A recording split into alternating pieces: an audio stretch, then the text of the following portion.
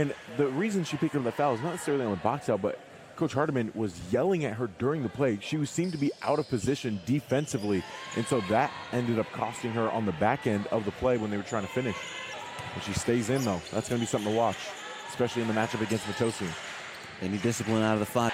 Man, oh man. I mean, she shot 3 for 11 in the first half. She's now at 3 for 13. And I don't expect that to continue by any means, Jarrett. I mean, she's way too talented. But at the same time for Vanguard, you let her get way too many shots off. They lost her about 3 times there where she just had wide open looks. You cannot afford to give her those types of looks because then she's going to find a rhythm.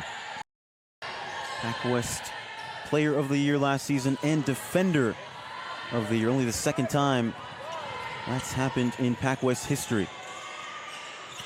Good hand by CE. We'll stay here with the Cougars. Another questionable shot selection there from CE. I understand that you probably can make that shot, but the fact of the matter is you still got 20 on the shot clock. Let's, get a couple more sides of the floor before we take that left-handed running floater. Member of 2023 is Seak. And a nice steal goes coast to coast. Vanguard going to go quick here, though. Into Matosian. And Scoff. A triple, and that one splashes in. I understand Vanguard just gave up 2 on the other end, but this is the pace that Vanguard wants to play. Get that ball out fast and fire down the floor. Find your shooters in transition.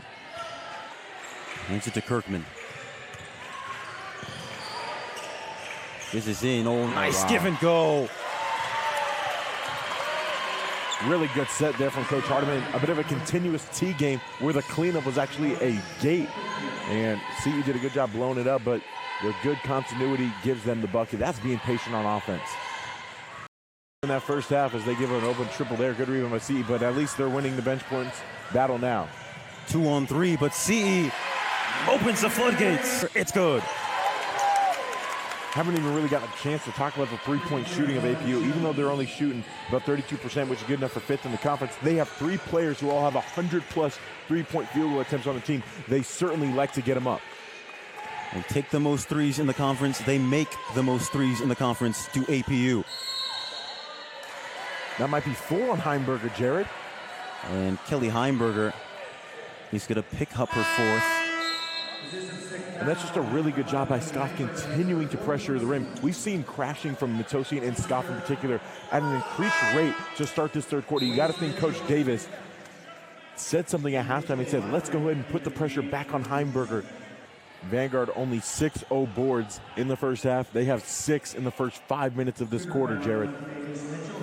Steals per game. Ball with Madsen. Lets it fly. Glances off the rim. And Seak will pick it up.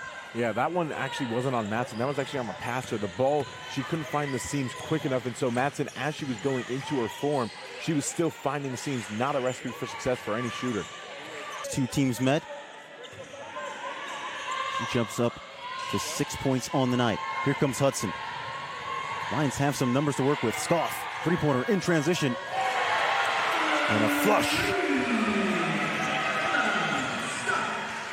That was textbook press break right there. Get the ball out quick, and then just have your point guard make decisions from there, and Scoff doing a good job running. Haney downhill, brings out her do-it-yourself kit. And it's a 5-point game. Scoff, another. That's short. In goes Matosian. And Crabtree was barking out the orders from the sideline. Scoff, extra pass Matosian. And Madsen sticks it from the corner. When the ball's hot, good things happen, and a way to find your shooters on the backside, not letting the ball stick at all. As Jerome found Kokia will come back on. Nice ball away by Matosian. For Matosian to show on a hard hedge on the ball screen and then to recover to a denial 3-quarter stance, that's impressive stuff. They're well oiled to attack here in this 4th quarter. And I love this. Coach Davis went with the substitution, taking Matosian off the floor, giving her a short breather, about a extra 64 seconds that she would get at the quarter break. And in return, Coach Hardiman says, well, shoot, let me get Haney back in the game. She just had her breather. I need to make a late push here to finish out the 3rd quarter. Great chess match involved. 10 down to 5, down to 4. Jones lets it fly, and it's good. Nothing but net. seems like such a small play, Jared, but when Scoff got the O-board on the other end, she could have pulled it out and held for one. Now all of a sudden you forced a tough contested layup right there. APU comes down. That is a big-time swing right there as APU cuts it to just a 2-possession game, heading to the fourth. Final 10 are on the way. CE drives in the lane and passes into Matosian. Extra feed, Madsen. Book it. I think we got Jathravion back, Jared. She'd been missing for quite some time. We told her that we had to retire the nickname until she found her three ball, and sure enough, she does in such a big ball game. Over to Kirkman. She lets it go, and it's in. On the shot clock. On the dish to Madsen. Rolls her way to the cup. 2 to go. Gets it to go. Oh my goodness, Jaren Madsen. I'll have what she's having. Jathravion, now we got Jalavion. Oh, Jaren's all the way back. She's been battling an illness, but she's got the hand check there. Here's Kirkman. Works her way baseline. Oh, tries to wrap around. What a pass. Oh my goodness. Come on. And Matosian. Jared, this is haymaker after haymaker right now. The beautiful pass from Kirkman and a 3-ball from Matosian. Holy cow, we got a ball game, Jared. Seok slithers inside and poked away. This is reminiscent of the first matchup for all 4 quarters. They're finding their groove here. But we talked about it after the first quarter, a bit of a feeling out period. What adjustments did each team make? And now we are getting just an absolute barn burner. Berger, who has the 4 fouls, can't reach in. Nice cross, goes to the elbow, catches it off the glass. But the mid-range jump shot, once again, for Tylee C is her bread and butter. Her three-pointer opens up once she gets everything working from inside the arc. And obviously 0 for 2 on the night from the exterior, but 3 for 11 overall. Not necessarily her best night, but still having 10 points and 3 assists.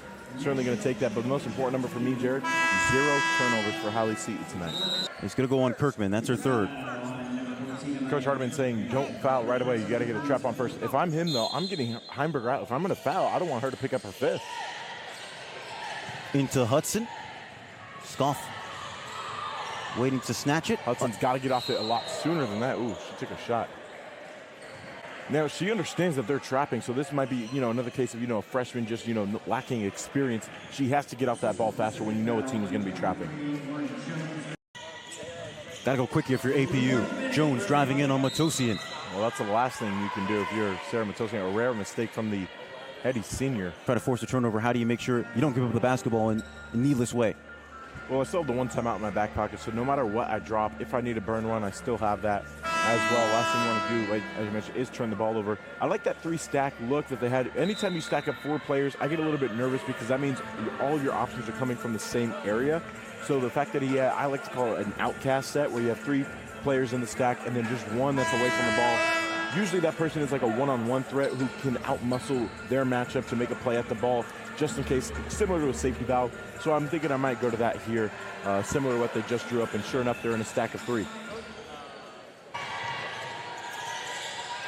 Lions trying to shave as much time as possible. Well, you do take 19 seconds off the game clock, but at the same time, Madsen just over-dribbled there.